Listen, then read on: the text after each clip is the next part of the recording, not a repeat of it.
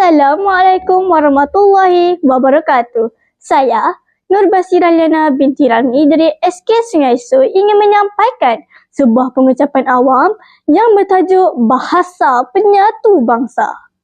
Malaysia merupakan sebuah negara yang kaya dengan kepelbagaian kaum, budaya dan agama. Walaupun kita berbeza dari segi latar belakang, namun kita masih mampu hidup aman dan harmoni. Apakah rahsianya? Ya, jawapannya ialah bahasa. Bahasa Melayu sebagai bahasa kebangsaan memainkan peranan penting dalam menyatukan rakyat Malaysia. Melalui satu bahasa yang sama, kita dapat berkomunikasi, belajar dan bekerjasama. Selain itu, bahasa juga mencerminkan identiti dan jati diri negara.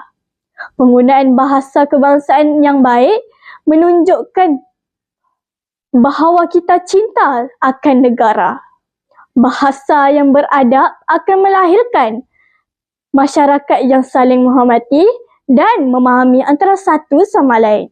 Sebagai generasi muda, kita mempunyai tanggungjawab untuk memelihara dan memartabatkan bahasa. Gunakanlah bahasa dengan betul. Jangan sesekali kita memandang rendah terhadap bahasa kita sendiri. Kesimpulannya, bahasa bukan sekadar alat komunikasi, malah merupakan penyatu bangsa dan asas kepada perpaduan negara. Itu sahaja daripada saya. Sekian, terima kasih.